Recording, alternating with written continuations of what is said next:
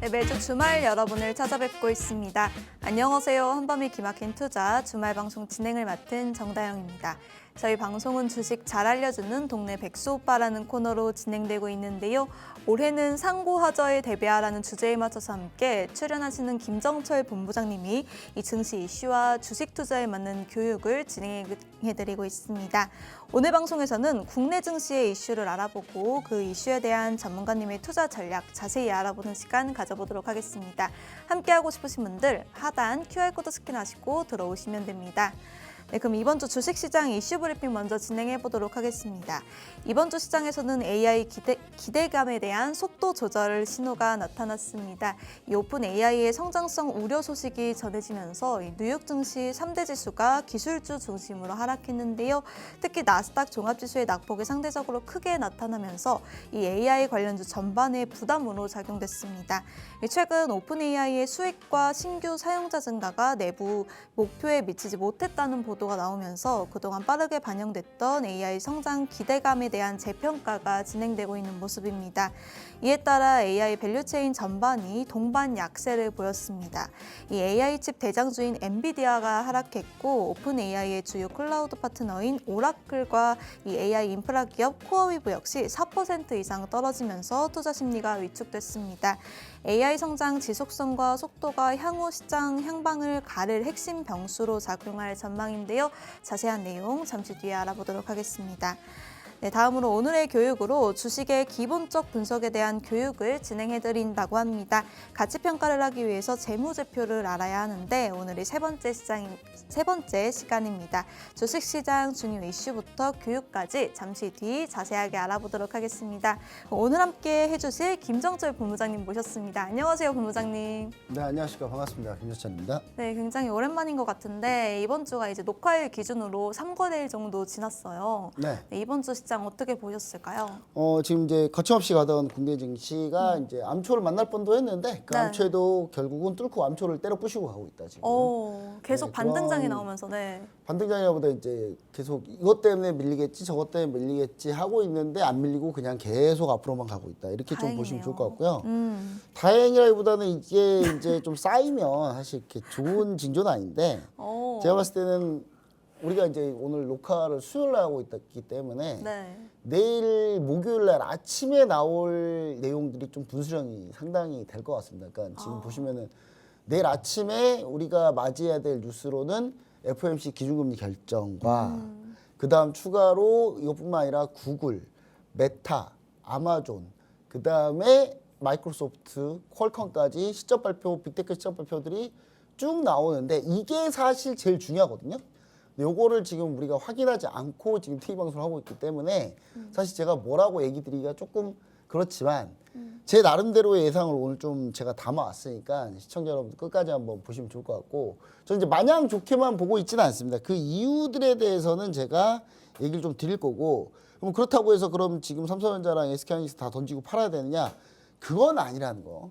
만약에 이번 조정으로 만약에 조정이 온다면 그럼 그 조정에서는 눌림 정도의 구간을 줄 것이다. 그리고 여러분들이 이 방송을 볼 때가 되면은 아마 5월일 겁니다. 5월에는 제가 항상 얘기했죠. 셀인메이라고. 네. 5월에는 주식을 팔고 떠나라. 그러면 주식 팔고 떠나야 되냐. 근데 올해도 그게 그런가요? 이제 3월 달에 전쟁이 일어나는 바람에 그게 이제 좀 뒤로 연장이 됐다. 이렇게 보시면 좋을 것 같아서 지금은 주식 팔고 떠날 시기는 아니다. 그러니까 3월에 만약 전쟁이 없었으면은 지금까지 계속 거품이 쌓여가지고 5월 셀인메이가 나올 뻔했는데 그게 나오지 않고 지금 현재 이렇게 가고 있다. 그래서 우리 시청자 여러분들이 그 부분까지도 좀 감안을 하자.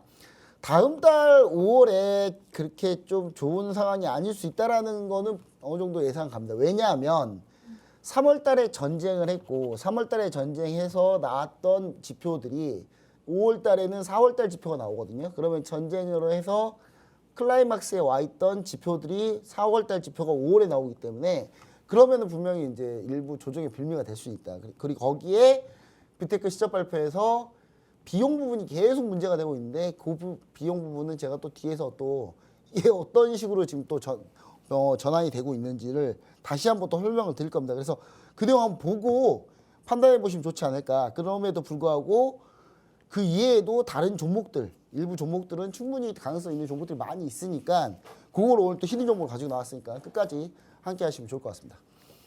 네, FOMC 금리 결정, 구글, 메타, 아마존 이렇게 미국 빅테크 기업들의 실적 발표가 녹화일 기준으로 내일 4월 30일 예정되어 있는데요. 주목해 보셔야 할 것 같습니다.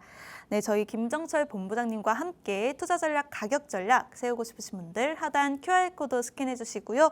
그럼 바로 최근 함께 하시는 저희 전문가님의 수익률 리뷰 들어볼 텐데 이 녹화일 기준으로 오늘 4월 29일인데요. 이 현대 로템이 급등 중입니다, 본부장님. 네. 네, 어떻게 된 걸까요? 이제 현대로템이 원래는 실적 발표를 좋은 실적을 발표했습니다. 발표했는데 이제 중요한 건 이제 현대로템이 그동안 주가가 못 갔던 건 이유는 신규 수주가 없다라는 점.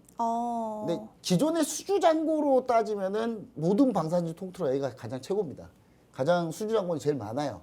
물론 수주를 기간으로 따지면 창후 몇 년치를 쌓아뒀느냐로 따지면 LIG 디펜스가 훨씬 더 수주 기간은 제일 긴데 전체 수주 금액으로 따지면은 현대로템이 제일 가장 많습니다. 근데 문제는 뭐냐면 현대로템 그동안 이제 그 뒤에 또 신규 수주가 없기 때문에 그 부분이 이제 문제인데 그럼 이제 이 다음을 좀 보면은 이 현대로템이 실적 발표를 해서 쭉 올라왔거든요. 실적 발표하면서도 쭉 급등했습니다. 근데 이 현대로템이 하고 있는 사업 중에 하나가 뭐냐면 방산만 하고 있는 게 아니라 철도 사업을 해요.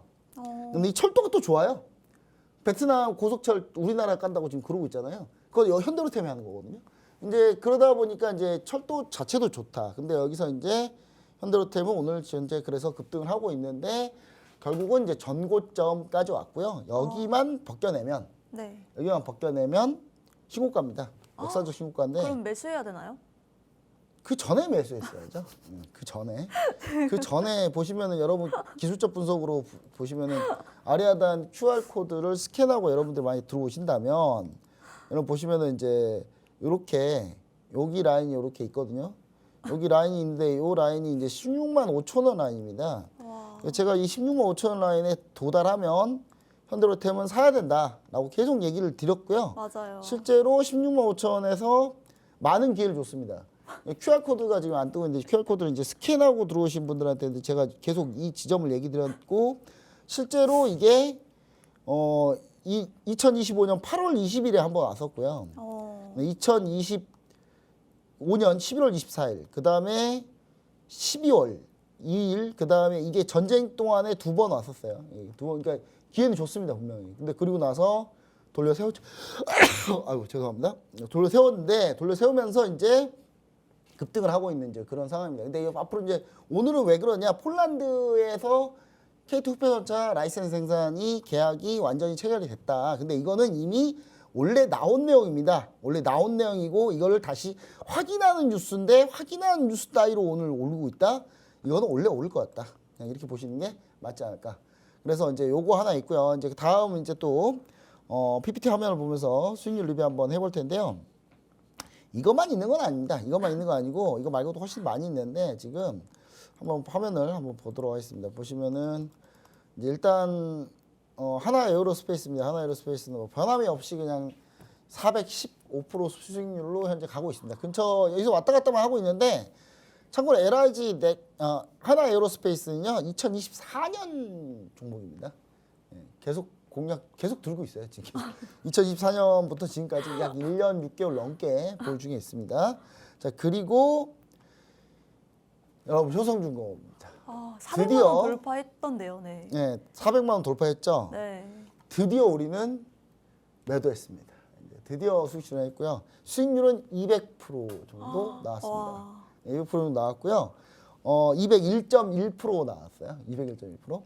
여러분 이게 9월 30일이라고 되어 있지만 이게 2025년 9월 30일이겠죠, 당연히. 네. 2025년 9월 30일에 134만 원에 우리가 매수를 했던 그런 종목입니다. 지금 400만 원을 찍었죠.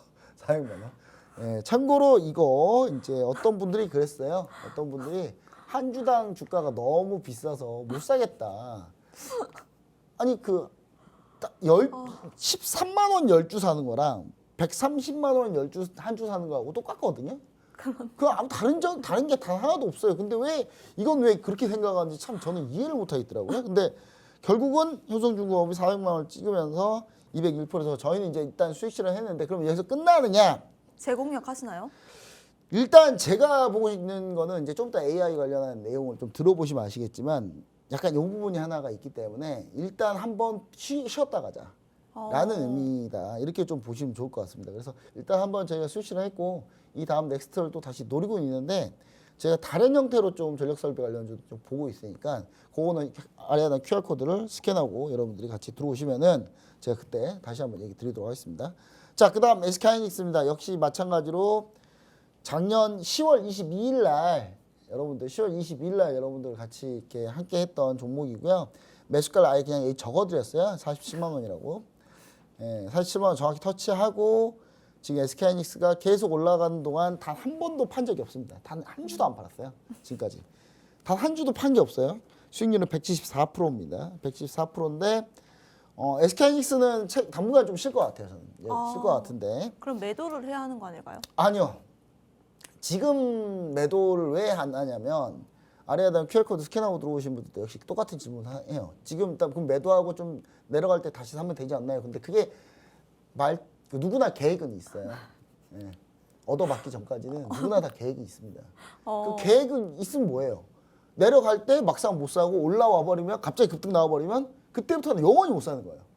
그러니까 그런 짓 하지 말라는 거예요. 가만히 냅두라는 거죠.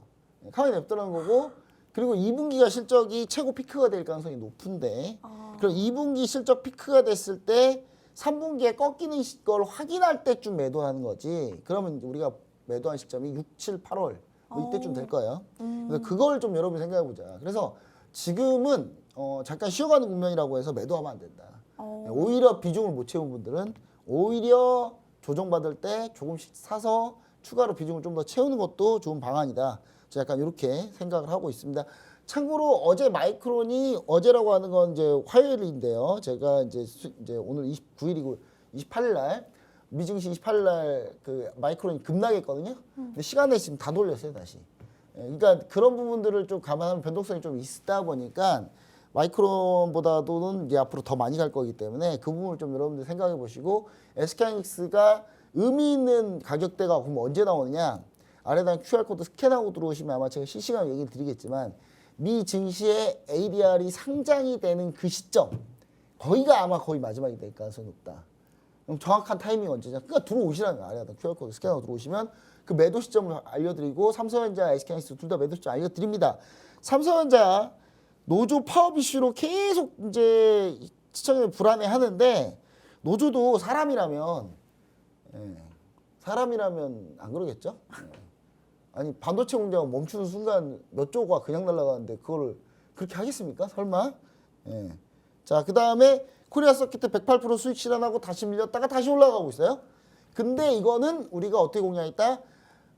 우리가 QR코드 스캐너 들어오신 분들한테 제가 히든 종목을 알려드렸어요. 히든 종목이 저희가 대덕전자였습니다. 대덕전자가 지금 코리아 서킷처럼 달려가고 있습니다. 오늘 또 오르고 있어요. 오늘 또 한 35%째 현재 수익을 계속 진행 중에 있다. 또 기판 관련주들은 계속 저희가 순환매로 계속 공략 중에 있습니다. 자, 그다음 미래에셋증권 역시 182%로 그냥 왔다 갔다만 하고 있는 그런 상황입니다. 자, 그다음에 현대건설은 조금 내려앉았어요. 이게 대신 현대건설 우리가 매수 시점이 그 전쟁 터지고 이틀째 대폭 나갈 때 최하단 맨 마지막 맨 바닥에서 해봤어요.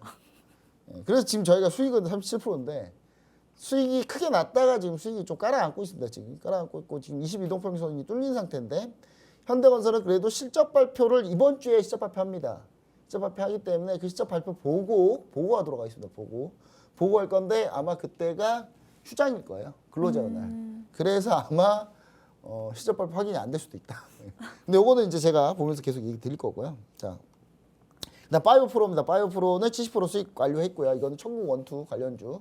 근데 바이오프로도 매도했는데 이거보다 더 많이 갔어요. 그래서 방법은 없었고요, 별로.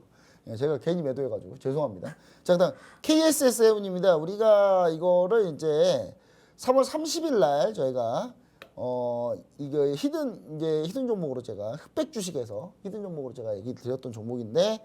이 종목은 KSS해운도 지금 현재 21% 정도 현재 수익 중에 있습니다. 원래 이것보다 수익이 더 많았는데 지금 좀 깔아앉았어요. 좀 깔아앉아가지고 21% 유지 중에 있다.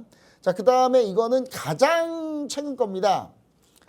제가 이제 한동안 한밤을 한 일주일 쉬었어요. 네. 예, 쉬었어요. 근데 그래서 원래 좀 영원히 쉬어볼까 했는데 우리 정다영 씨가 그럼 실직할까봐 실직을 하면 안 된다는 생각을 가지고 제가 다시 나왔습니다. 다시 나왔는데 보시면 아시겠지만 자 제가 4월 18일 날 T 방송은 4월 18일 날 했는데요. 녹화는 4월 15일 날 녹화했거든요. 그러니까 4월 15일 녹화했으니까 아래 하단 QR코드 여기 QR코드를 스캔하고 오신 분들은 15일 날 이미 나갔어요 종목이. 15일 날 이미 나갔고 그래서 15일 날부터 지금까지 현재 23.4% 오늘 또 8% 급등 중입니다.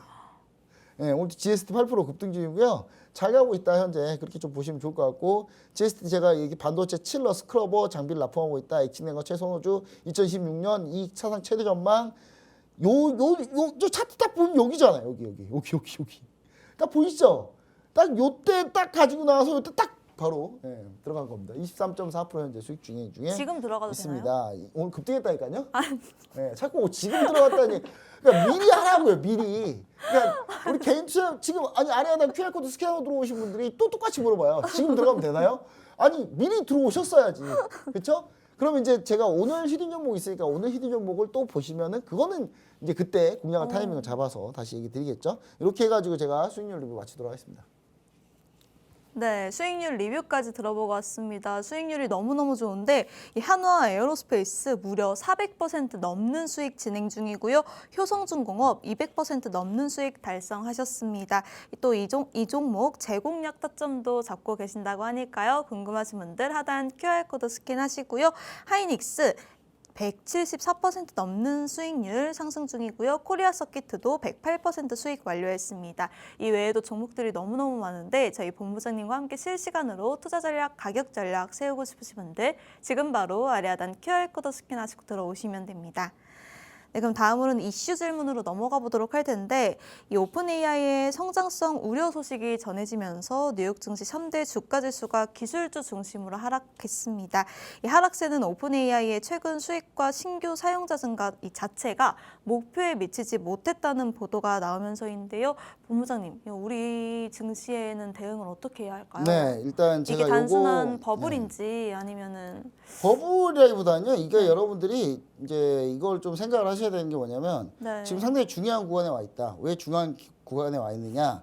이게 이제 여러분들이 생각할 때는 그냥 단지 또 그냥 아무래도 불안할 수가 있어요. 저희 시청자분들이. 오픈 AI가 실적이 좀 안 나왔다. 네. 라는 거는 이제 오픈 AI가 실적이 안 나올 수밖에 없는 게 이제 꺾이는 경쟁사가 많아서 그래요. 그러니까 AI 전체는 계속 늘고 있어요.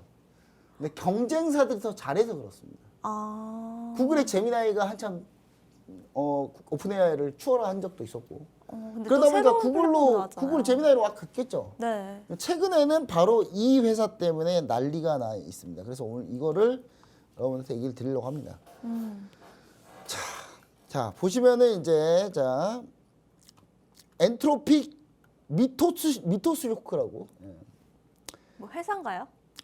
한번 얘기를 들어보세요 한번. 네. 자 지난 3월 26일 날 3월 26일 전쟁이 한창 때였죠. 네. 3월 26일 날 미국 엔트로픽이라는 회사가 있습니다. AI 만드는 소프트웨어 만드는 회사 오픈 AI랑 똑같은 일을 해요. 구글 제미나이랑 똑같은 일을 합니다. 내부 시스템에 오류가 발생해가지고 3천여 건이 콘텐츠가 미공개돼야 될 콘텐츠가 공개가 됐어요. 근데 이 내용 중에 엔트로피 그동안 숨겨놨던 카피바라 레벨에서 AI가 공개가 됐는데 원래 엔트로픽은 AI 레벨이 하이쿠, 맨 밑에가 하이쿠, 소넷, 오퍼스 이렇게 돼 있거든요. 이렇게 구성이 되어 있습니다. 그러니까 가장 뛰어난 AI 프로그램을 오퍼스고 그게 소넷, 그다음 하이쿠 이게 이제 그 문학하고 별로 안 친하실 것 같은데 문학의 이제 시나 뭐 이런 이게 등급별로 나누는 그 문학의 내용이에요. 그걸 이제 레벨로 만든 건데 그럼 이제 엔트로픽은 가장 고난이도 AI가 오퍼스입니다. 클로드 오퍼스 같은 경우 클로드 오퍼스 4.6 때문에 그때 한번 난리가 났었고 클로드 오퍼스 4.6이 성능이 너무 좋아서 난리가 났죠. 근데 이제 우리가 보통 여러분들은 소넷을 많이 썼을 것 같고 우리 시청자 여러분들은 근데 클로드 오퍼스 지금 제가 써보고 있는데 충격적입니다. 거의 성능이. 너무 좋나요? 네. 근데 이거보다 더 대단한 게 있었던 거예요. 그러니까 이거를 엔트로피 이걸 갖고 있었는데 그걸 몰래 숨겨놓고 있었거든요. 근데 이게 무슨 사유인지 모르겠는데 갑자기 공개가 됐어요. 내부적인 그 실수. 카피바라 레 등급의 네. 미토스라는 프로그램이 더 있었던 거고 이게 공개가 됐습니다. 자, 미토스 성능이 거의 충격적입니다. 미국 수학 올림피아드 문제를 푸는 벤치마크에서 97.6점 받았습니다. 지금까지 나온 모든 AI 중에 가장 점수가 높습니다. 대학원 과학 문제 수준에서는 94.5점으로 전 세계 AI 프로그램 중에 1위입니다. 사이버 보안 방안을 체크하는 사이벤치 마크 점수가 있는데 100점 만점에 100점이에요. 그러니까 이게 이 프로그램이 사이버 보안을 막거나 다 뚫을 수 있다는 거예요. 자, 사이버진 벤치마크라고 있는데 83점입니다. 최근 AI 모델 중에요. 60점 넘는 AI 모델도 불과 3개밖에 없어요. 60점 넘는 게. 70점은 아예 하나도 없고. 근데 이게 83점이에요. 근데 이 미토스 프리뷰 아직 공개가 안 됐기 때문에 미토스 프리뷰라고 하는데 이 미토스 프리뷰 AI가 더 경악스러운 거는 이제 미토스라는 프로그램을 내부 보안망에 막아놓고 네가 알아서 뚫고 나와봐 라는 미션을 줬어요. 근데 하루 만에 뚫고 나왔어요. 뚫고 나왔는데 심지어 자기가 뚫어놓고 그거를 공개 게시판에다 자랑을 해요. 자기가 스스로. 그리고 나서 자기가 자랑을 하는데 그 자랑하면서 그러니까 나와서 혼자 그냥 가만히 나와서 그냥 그 프로그램이 알아서 AI 프로그램이 자랑만 있으면 괜찮은데 온 사방을 다 돌아다니면서 흔적을 다 남겨놨거든요. 근데 그러면서 그 흔적을 자기가 이제 이거 가지고 엔트로픽이 문제시 하니까 자기가 스스로 그 흔적을 또 지웁니다. AI가. 거의 살벌합니다. 자, 시스템 버그를 찾는 코드나 이제 프로그램을 우리가 익스플로이시라고 하는데 이 익스플로이트 성능에서 엔트로픽이 5%가 가장 지금 현재 공개된 걸로 가장 뛰어나다고 하는 이 5% 4.6이 단 2번 성공했거든요. 미토스가 181번 성공합니다. 성공률 84%. 게임이 안 됩니다. 심지어 27년 동안 발견하지 못한 소프트웨어 프로그램의 버그를 하루 만에 찾아내요. 근데 이게 찾는 것만 그렇게 하는 게 아니라 공격도 할 수 있어요. 그래서 이 일이 벌어지고 나서 갑자기 파워르장부터 제이미 다이먼, JP 모건, 그 다음에 시티, 웰스파고 뿐만 아니라 모건 스탠리, 골드만삭스 회장들이 다 모였어요. 갑자기. 그 다음날. 이분들이 다 일정이 있었거든요. 근데 일정을 다 취소하고 모여서 각 금융회사들 회장들이 왜 모이겠습니까? 이게 만약에 상용화되면 금융보안망 다 뚫리는 거예요, 지금. 혹시 그 영화 미션 임파서블 파이널 레코딩에 보면 엔티티라는 프로그램이 AI 프로그램이 혼자 다 뚫고 다녀가지고 핵미사일을 자기 마음대로 발사하고 막 이런 수준까지 가거든요. 거의 그 엔티티 본 듯한 느낌인 거죠. 미토스가. 어떡해요? 그리고 이제 더 웃긴 거는 여기에요. 애초에 3월 26일 엔트로픽이 내부 시스템 오류 3차 공개가 됐다고 했잖아요. 이게 의견이 두 개로 나뉩니다. 하나는 엔트로픽이 상장할 때 가치를 높게 평가받으려고 억지로 이거 자기들이 좀 과장해서 지금 한 거다라는 의견 하나. 두 번째, 미토스가 엔트로픽의 모든 제어 시스템을 다 붕괴시키고 자기가 스스로 자기를 공개했다라는 의견이 있습니다. 실제로. 근데 이걸 지금 만약에 엔트로픽이 이게 지금 과장한 거라면 왜 갑자기 미국은 이 엔트로픽을 국유화하려고 할까요? 영화 미션 임파서블 파이널 레코딩을 보면 엔티티를 서로 가져가려고 해요. 각 나라들이. 그걸 가져가면 세계를 지배할 수 있으니까. 지금 미국이 미토스를 이거 국유하겠다라고 하는 선언한 상태입니다. 중국도 지금 현재 장장 한 달째 이거 가지고 회의하고 있어요. 중국 AI 쪽에서도. 왜냐? 미국이 그러면 이걸 가지고 공격할 가능성이 있기 때문에. 그래서 지금 요거를 현재 지금 진행 중에 있다, 여러분. 자, 오픈 AI가 이거 실적 부진했죠. 오픈 AI가 실적 부진한데 이 오픈 AI는 마이크로소프트가 투자를 했습니다. 마이크로소프트가 투자를 했거든요. 그럼 마이크로소프트가 이제 오늘 제가 방송이 끝나고 하룻밤 자고 새벽이면 실적을 발표하는데 여러분 이 방송 볼 때는 마이크로소프트 실적을 이미 확인할 때입니다. 좋을까요, 과연? 저는 그렇게 보고 있지 않습니다. 오픈 AI가 부진하면 마이크로소프트도 연결 실적이 부진할 수밖에 없다. 자, 구글 제미나이가 한때 오픈 AI를 잠깐 이기면서 그때 사용자 수가 급격하게 늘었죠. 챗GPT가 사용자 수가 많이 안 늘었어요, 이번에 나온 게. 근데 이번에 엄청나게 늘었습니다. 엄청나게 늘었으면 구글이 제미나이가 사용자가 많이 늘었다는 거가 아마 호재가 될 수 있습니다. 내일 아직 실적 발표할 때 사용자 수도 사용자 증감도 얘기할 거니까. 근데 요거가 호재일 수 있는데 뭐가 지금 악재냐면 또 구글이 엔트로픽에 50조 투자하겠다고 하고 있어요. 지금. 왜냐? 구글이 봐도 엔트로픽의 AI가 너무 무지막지하기 때문에 자기들이 경쟁에서 이길 방법이 없다라고 생각하는 거예요. 지금. 그래서 지금 엔트로픽과 현재 협의 중에 있습니다. 엔트로픽은 현재 구글의 AI 클라우드를 현재 사용하고 있어요. 엔트로픽은 구글의 AI 클라우드 사용하고 있는데 구글에서는 엔트로픽한테 이거 사용도 하고 우리도 너의 지분 투자할게 를 하고 있습니다. 자, 지금 오픈 AI, 구글 그다음에 이 양대 2파전에서 지금 엔트로픽이 미친 듯이 올라왔는데 문제는 엔트로픽 비상장사입니다.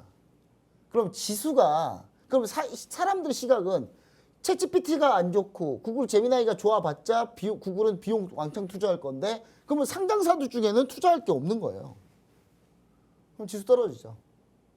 이 엔트로픽은 상장이 안 돼 있으니까. 엔트로픽이 앞으로 상장할 건데 그럼 상장할 걸 대비해서 자금 빼놓지 엔트로픽에 투자하려고 하지 기존에 있는 나스닥 지수에 투자를 할까요? 그래서 저는 실적 발표가 나오면 아마 내일 또 한 번 쇼크가 오지 않을까라는 생각을 합니다. 만약에 쇼크가 안 오면 다행인데 안 오면 이제 제가 틀린 거죠. 그래서 저는 최근에 그렇다고 해서 이게 엄청난 쇼크여가지고 급락을 하냐 그게 아니라 눌림 정도를 줄 가능성이 높다. 그렇기 때문에 기존 보유 종목 반도체나 이런 종목들은 매도하는 게 아니라 일단 눌림에서 매수 못한 분들은 추가 매수하고 매수하는 타점이지 이게 매도한 타점은 아니다. 그리고 나서 이게 돌리는 상황이 올 거다. 근데 제가 틀린다면은 실적 발표가 좋아가지고 와 이렇게 오르겠죠. 근데 그럴 가능성은 저는 별로 없다고 봅니다. 그래서 저는 이제 신규로 반도체나 이제 AI 쪽에 하드웨어 쪽에 투자 전체 비중은 늘리지 않고 있습니다. 그대로 현재 유지 중입니다. 내일 일단 확인하고 접근할 생각입니다. 그래서 효성중공업도 왜 매도했느냐? AI 데이터 센터 때문에 전력기가 필요하고 전력 설비가 필요한 건데 내일 당장 실적 발표 나올 때 실적은 좋게 나와도 향후 실적 가이던스나 그 다음에 비용 문제나 사용자 수 증감에서 만약 문제가 생기면 이거 밀리거든요. 그럼 데이터 센터 건설 자체가 너무 과도한 거 아니냐? 얘기 나오면 전력 설비도 또 떨어질 거라고 저는 생각을 하는 거죠. 그래서 그 부분 때문에 약간 현재 수익 실현하고 다음 보고 있으니까 한 템포를 좀 쉬어가는 전략이다. 이렇게 좀 보시면 좋을 것 같고요. 그런 의미에서 제가 그럼 아직 안 오른 종목들을 우리가 좀 볼 필요가 있는데 이쪽에서 좀 약간 벗어나 있는 종목들을 좀 볼 필요가 있는데 그래서 제가 얘기하고 싶은 종목이 바로 이 종목입니다. 물론 이 종목도 데이터 센터에서 쓰는 SSD가 상당히 각광을 받아가지고 이 종목이 현재 뜬 건데 현재 이 종목이 근데 주가가 살짝 올라왔습니다. 많이 올라온 것도 아니에요. 살짝 올라왔고 현재 반도체 후공정 검사하는 업체고요. 메모리 테스터, SSD 테스터를 전문으로 하고 있습니다. 고부가 SSD 출하량 증가로 사상 최대 실적 전망하고 있고요. 이 종목 같은 경우는 현재 메모리 테스터, SSD 테스터 모두 다 잘 되고 있는데 여기서 SSD 테스터가 상당히 마진이 좋아요. 근데 이쪽이 빠르게 성장하고 있다. 그래서 현재 이 종목이 제가 봤을 때는 여러분들이 아직 안 오른 반도체 하드웨어 관련주로서는 가장 괜찮지 않나. 아래 하단 QR코드 스캔하고 들어오시면 이 종목명 알려드릴 거고요. 그리고 이제 제가 아까 얘기할 때 하나 빼놓고 간 게 있는데 전쟁이 도대체 어떻게 될 거냐 그러면 전쟁. 그 얘기를 좀 간단하게 드리면 제가 다시 이제 제목을 지었습니다. 종전인 듯 종전 아닌 종전 같은 전쟁. 종전 그 전엔 제가 이제 휴전인 듯 휴전 아닌 휴전 같은 전쟁이었는데 지금 종전 아닌 종전인 듯 종전 아닌 종전 같은 전쟁. 자, 5월 1일이 무슨 날이냐면요. 트럼프 행정부에서 전쟁을 시작하고 60일이 지났습니다. 그러면 국회의회 승인받아야 돼요. 근데 의회 승인받아야 되는데 오바마 때처럼 넘어갈 가능성이 좀 높긴 한데 저는 현재 트럼프 대통령이 과연 이거 전쟁을 계속 할까? 이미 무기한 휴전 들어간 상태고 이미 전쟁 아닌 것처럼 하고 있어요, 지금. 그리고 현재 일본에서 호르무즈해협 일본 그 선박이 호르무즈해협에서 돈 안 내고 그냥 통과했거든요. 지금 아무 의미가 없습니다, 지금. 그래서 현재로서는 아마 5월 1일 이후에 트럼프 대통령이 일방적인 승리 선언으로 마무리할 가능성이 있지 않나. 저 일단 이렇게 보고 있고요. 근데 이거는 이제 이란도 원하는 바가 뭐냐면 지금 이란 호르무즈해협이 역봉쇄돼 있잖아요.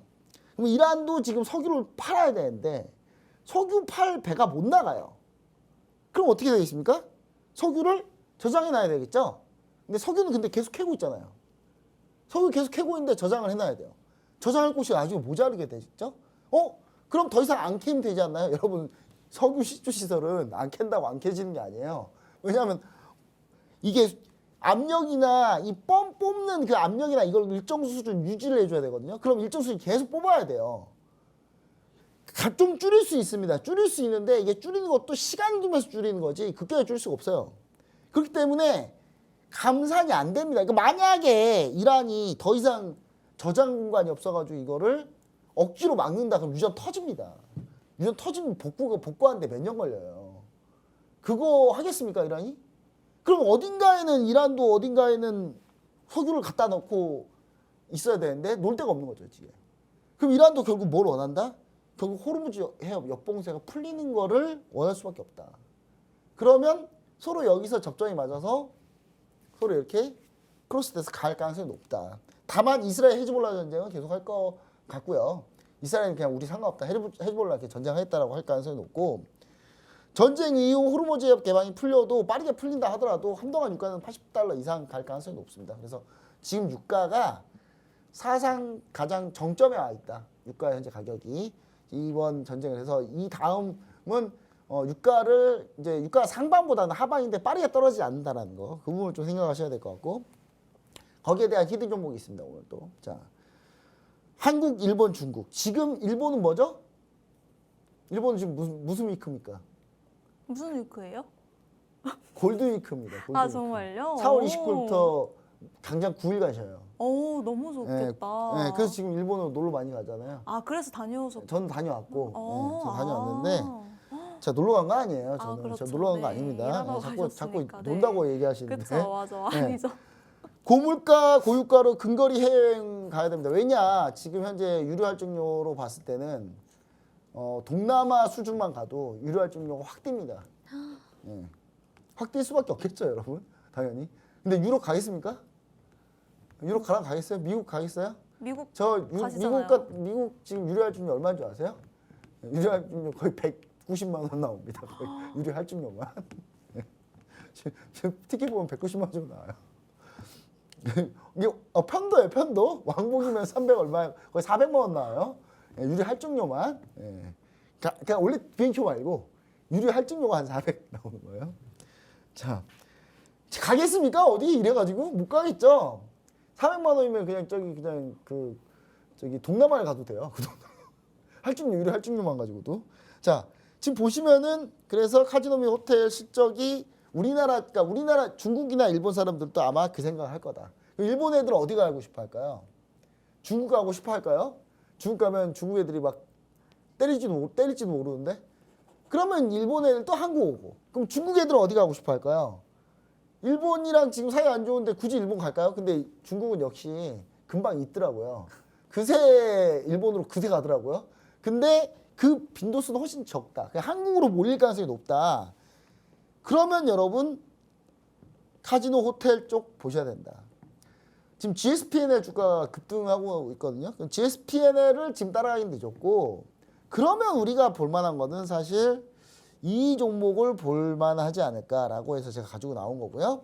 이 종목은 아래 하단 QR코드 스캔하고 들어오시면 종목명 투자 전략 알려드릴 텐데 보시면 아시겠지만 지금 단기 이동평균선이 중장기 이동평균선을 골든크로스로 상향 돌파하는 초입 구간에 정확히 와 있습니다. 그래서 지금 가장 타이밍이 좋은 타이밍이다. 그래서 반드시 여러분 아래 하단 QR코드 스캔하고 들어오시면 같이 종목명 투자 전략 같이 함께 할 수 있습니다. 네, 오픈 AI의 실적 실망감과 미국 이란 전쟁 상황 자세하게 정리해 주셨습니다. 관련한 두 가지 히든 종목 힌트까지 들어봤는데요. 이 히든 종목의 정확한 종목명과 투자 전략 궁금하신 분들 지금 바로 아래 하단 QR코드 스캔하시고 들어오시면 이 모든 걸 알아가실 수 있습니다. 네, 그럼 다음으로는 이번 주 교육 시간입니다.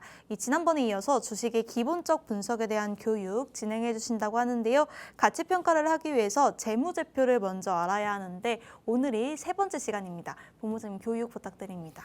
네, 지난주에 재무제표 얘기한 것 중에 여러분들이 조금 이해 못하는 부분이 있으니까 마지막 잠깐 하고 그 다음 예시를 한번 들어볼게요. 사실 제일 중요한 건 뭐냐면 여러분들이 죽어라 뭐 이런 거 봐봐야 여러분들이 어렵긴 하죠. 그래서 이제 어렵지 않다는 걸 다시 한번 복습을 한번 보여드릴 텐데, 자, 제일 중요한 거는 여러분이 캐시플로우를 보는 거는 다음에 보면 되실 것 같고요. 제일 중요한 건 BS 밸런시트, 즉 재무상태표하고 IS 손익계산서를 아셔야 된다. 다시 한번 얘기하지만 여기 BS 쪽은 재무상태표라는 거고요. 재무상태표는 지금까지 기업이 설립을 해서 지금까지 쌓아진 거, 스탁 개념이에요. 쌓아진 스탁 개념이고, 그 다음에 IS는 뭐냐면 그 한정된 기간 내에 이익이 어떠느냐. 우리가 실적 발표할 때 이 IS 손익계산서를 봅니다. 그러니까 이게 이 내용이 나오는 거예요. 우리가 그 실적 발표할 때는 이 내용이 나오거든요. 이 내용이 나오고 여기서 나온 순이익은 이익잉여금, 재무상태표 이익잉여금으로 들어간다라는 거 지난번에 했습니다. 그래서 했기 때문에 이 부분은 일단 사례들도 하는데 이건 넘어가고, 만약에 우리 시청자분들이 재무상태표 공부하고 싶다 하시면은 아래에다 QR코드 스캔하고 들어오시면 제가 재무상태표 강의 더 길게 돼 있는 게 있어요. 그걸 보시면은 여러분들이 충분히 다 이해할 수 있다. 성인 남자, 성인 여자 정도, 고등학교 정도만 나오셔도 이거 충분히 다 이해합니다. 요즘에 직업 중에 제일 빨리 없어지는 게 뭔지 아세요? 어떤 선생님인가요? 회계사들. 아, 회계사들 진짜 의외로 쉽거든요. 의외로 쉬운데 회계사들 이거 말 억지로 어렵게 해놓는 거예요. 왜냐? 왜 어렵게 하겠습니까? 자기들만 할 줄 아는 것처럼 하려고. 지금 제가 가장 지금 AI 때문에 가장 지금 위협받고 있는 게 지식 쪽 관련된 사람들인데 그게 회계사, 변호사. 제 아는 변호사 동생은 곧 때려치고 자기 그냥 저기 목욕탕이나 하겠다고. 목욕탕은 때는 밀어야 되니까. 때는 진짜 그러려고 지금 현재 정말요? 그 건물 알아보고 다니고 있어요 지금. 진짜입니다. 이거 진짜 제가 아는 변호사 동생이 진짜 건물 알아보고 다니거든요 지금. 왜냐하면 자기는 AI 시대에 살아남을 자신이 없대요. 그래서 지금 그런 상황이다. 회계사도 마찬가지다. 자, 이거 어렵지 않다는 얘기예요. 자, 그리고 이제 제일 중요한 건 뭐다? 우리가 ROE를 붕괴하는 거는 제가 다음 시간에 또 하겠습니다. ROE 붕괴가 상당히 중요한데 이건 다음 시간에 제가 예를 들어서 할 거고, 레이쇼 분석이 제일 중요한데 맨 먼저 PER 보는 게 중요한데 현재 지금 PER과 PBR 중에 어떤 걸 보느냐 그건 업종마다 다르고 다 달라요. 삼성전자는 캐시를 갖고 있을 때, 캐시를 잡을 때는 캐시를 갖고 쭉 끌고 갈 때는 삼성전자는 PBR을 봅니다. 근데 삼성전자가 성장을 한다. 성장 정체 구간에서는 PBR을 보다가도 성장을 하는 구간에서는 PER을 봐야 돼요. 그러니까 같은 업종과 같은 종목이라 하더라도 PER을 보는 구간이 있고 PBR을 보는 구간이 있습니다. 그리고 제일 중요한 거, 은행 업종은 금융지주 회사들은 대부분 PBR을 봅니다. PBR을 볼 수밖에 없어요. PER을 보면 정말 너무 저평가돼 있어요. 말도 안 되게 저평가돼 있어서 무조건 사게 되거든요. 그러다 보면 망하죠. 예, 그래서 이제 PER을 보는 건 아니다. 은행은. 왜냐, 은행은 성장 산업이 아니죠. 은행이 왜 성장 산업이 아닐까요? 사람들 중에 은행 계좌 없는 사람 있나요? 다 있을걸요? 우리 내수 인구로밖에 안 하잖아요. 뭐 해외 진출하는 것도 아닌데 얘네들이. 해외 진출해서 막 뻗어나가면 PER을 볼만해요. 근데 해외 진출하는 게 아니죠. 내수만 하고 있죠. 우리나라에서 솔직히 해외에서 금융지주 회사 잘된 회사가 미래에셋 말고 뭐 있죠? 아무것도 없어요. 우리나라 미래에셋 제외하면은 미래에셋 금융그룹 정도만 제외하면 나머지는 해외에서 죽을 쓰고 있습니다. 우리나라에서 뭐 한참 잘 나간다는 한국투자증권 사나 한국금융지주 그 우물한 개구리예요. 그 회사. 물론 한국금융지주 관계자분들이 들으면 기분 나쁠 수 있겠지만 그 기분 나쁜 게 아니라 맞잖아요. 우물안 개구리잖아요. 우리나라 말고 할 줄 아는 게 없잖아요. 한국 주주. 근데 그런 상황이기 때문에 은행주를 볼 때는 반드시 PBR을 보는 겁니다. 각자 좀 달라진다.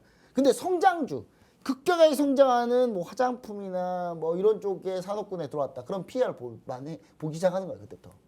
보기 시작하는 건데, 자, PER은 지난번에 얘기를 드렸습니다. 시가총액을 주식수로 나눈 주가 P. 주가 P가 이거 뭐죠? 그냥 일주당 가격.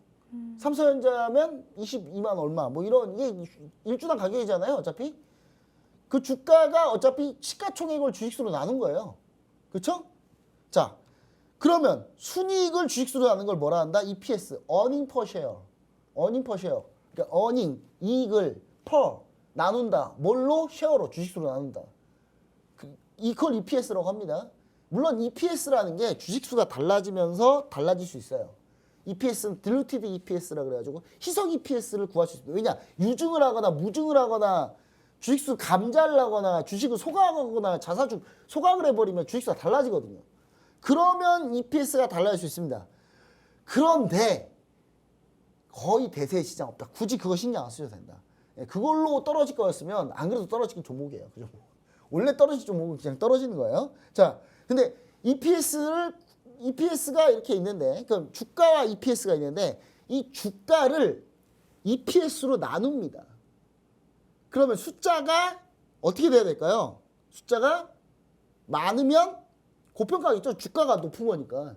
숫자가 많으면 주가가 분자니까. 주가가 높으면 당연히 숫자가 높게 나오겠죠. 그럼 주가가 높으면 좋은 거예요? 나쁜 거죠. 낮아야 좋은 거죠. 저평가돼야 좋은 거니까 여러분. 자, 그럼 EPS하고 주가 일주당 가격을 다 일일이 구해야 되는데 이런 바보 짓을 할 필요가 없다. 왜냐? 그냥 시가총액을 순이익으로 나누면 돼요. 아니 시총을 주식수로 나눈 거가 주가고 순이익을 주식수로 나눈 게 EPS면 둘 다 주식수로 나눈 건데 둘 다 그냥 주식수로 안 나누면 되잖아요. 그냥 시가총액하고 순이익 비교하면 되는 거 아닙니까?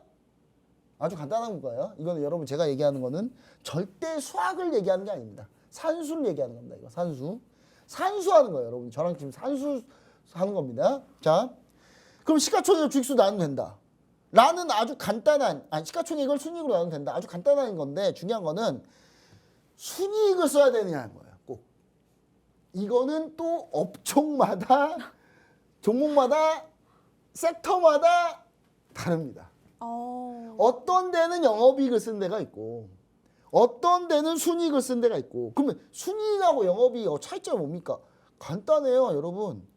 자, 영업이익은 여기서 자 매출액에서 매출원가 빼고 매출총이익에서 직원 인건비, 관리비 등등 전기세 다 빼고 그다음 영업이익이 나오죠. 그럼 영업이익에서 뭐가 빠져야 돼요? 세금 빠져야 되죠. 그다음에 영업 외 수익 비용 빠져야 돼요. 영업 외 수익 비용.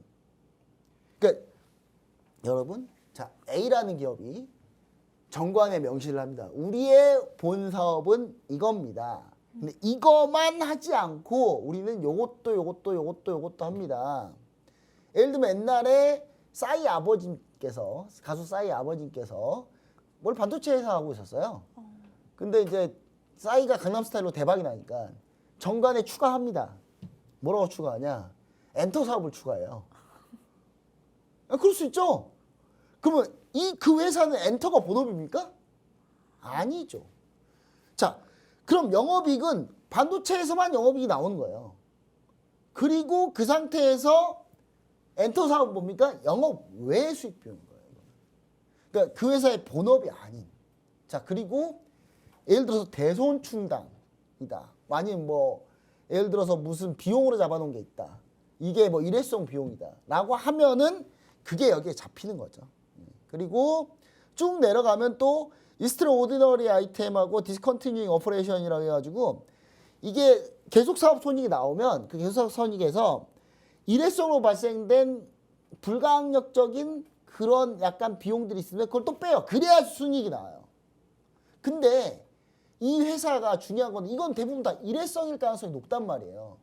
비정기적이고 일회성이고 세금은 어차피 내야 되는 거고. 그럼 사실 중요한 건 뭐다? 영업이익이 중요하다라는 개념. 그래서 우리가 TV 방송하거나 TV 방송이나 아니면 뉴스에 뭐가 나옵니까? 삼성전자 영업이익 57조, SK하이닉스 영업이익 뭐 37조 뭐 이렇게 나오잖아요. 그러니까 이게 뭐냐면 영업이익이 그만큼 중요하다는 거예요. 영업이익에 따라서 나머지가 다 결정나니까. 사실 근데 영업이익을 봐야 되는 종목이 있고 안 봐야 되는 종목이 있는데 그거 어떻게 구분합니까? 그런 걸로 구분하는 거예요. 이 회사가 영업이익 위에 다른 잡다한 사업이 되게 영향을 많이 준다. 그러면 순이익을 봐야 되는 거고. 근데 이게 잡다한 사업이 이익이 많이 영향을 안 준다. 그냥 일회성 요인이다라고 하면은 영업이익을 보는 겁니다. 근데 어떤 증권사 하우스들 같은 경우는 애널리스트 하우스들 같은 경우는 리서치 하우스 같은 경우는 영업이익과 순이익의 뭐 어떤 영업이익과 순이익의 절충값을 하나씩 다 갖고 있어요. 그럼 그 사람들이 걔네들이 이제 그걸 가지고 PER 구합니다. 근데 여러분들 그런 걸 다 만들 필요가 있다 없다? 없다. 굳이 그런 거 왜 합니까? 그럼 이거 어떻게 영업이익과 순이익에 그럼 뭘 씁니까? 그거는 여러분 제가 알려드릴게요. 아래 하나 QR코드 스캐너 들어오시면 이 회사는 영업이익 쓰는 거고 이 회사는 순이익 쓰는 거고 이렇게 한다. 자, 그럼 이제 전력 관련주들을 가지고 한번 예시를 한번 들어보도록 하겠습니다. 쓸데없이 주식수로 나눌 필요 없다. 제가 100번 얘기했죠. 자, 그럼 이제 뭘로 보면 된다? 그냥 시가총액하고 순이익만 보면 되겠죠? 자, 보면 볼게요. 자, 먼저 효성중공업입니다. 자, 효성중공업. 자, 효성중공업이 37조입니다. 시가총액 37조예요. 37조 원인데 순이익단이 올해 지금 예상치가 7,993억인데 이거보다 좀 더한 걸로 좀 보고 있어요. 그러니까 이거는 FN가이드나 뭐 그냥 일반 회사들이 그냥 이거 데이터 만드는 회사들이 예상치를 잡아놓은 거고 증권사 평균 컨센서스고 각자 자기 예상은 좀 다른데 저는 1조 나온다고 봐요. 1조 정도 나온다고 봅니다. 그럼 효성중공업은 PR이 몇 배입니까? 37조를 1조로 나누면 37배죠. 그럼 보통 성장주는 37배를 주면 고평가예요. 그럼 효성중공업 고평가 아닌가요? 그렇죠. 근데 이건 언제까지? 26년까지. 근데 27년은요? 하락 1조 5천억 나올 거고 28년 30년까지 저는 거의 2조도 나온다고 보거든요. 그러면 여러분 2조가 나온다고 치면 그러니까 PR은 지금 지난 실적이 중요하지 않습니다. 앞으로 예상을 얼마나 하느냐가 제일 중요해요. 그러니까 PR이 모두 다 맞다라고 볼 수 없는 게 PR은 미래 예상 영업이익 순이익을 가지고 비교를 하는 거기 때문에 미래 이익을 땡겨오는 겁니다. 미래 이익을 땡겨오는 거기 때문에 미래에 내가 생각하는 가정이 틀리면 다 틀려요. 어차피. 그러니까 애널리스트 틀리는 거예요. 자꾸 애널리스트 왜 틀린 줄 아십니까? 그래서 틀리는 거예요.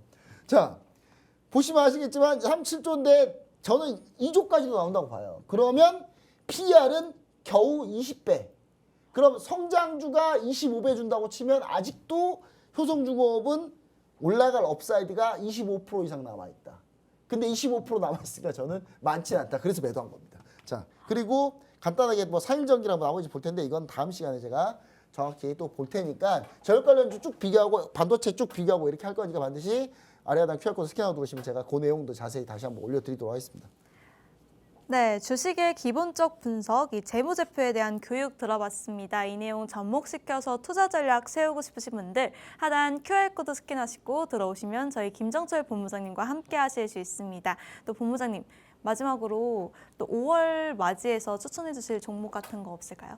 5월 맞이해서요? 네. 5월 맞이해서 아까 히든 종목이 있는데. 아, 알겠습니다. 네, 5월은 히든 종목. 세린메이 조심하자 일단. 그래도 약간 조심하자. 이렇게 좀 얘기 드리도록 할게요. 네, 히든 종목 궁금하신 분들도 하단 QR코드 스캔해 주시고요. 저희가 준비한 소식은 여기까지입니다. 본 방송에서 제공되는 정보는 투자 판단에 대한 참고 자료일 뿐이며 해당 종목의 가치 또는 상승과 하락을 보장하지 않습니다. 시청해 주신 여러분 고맙습니다.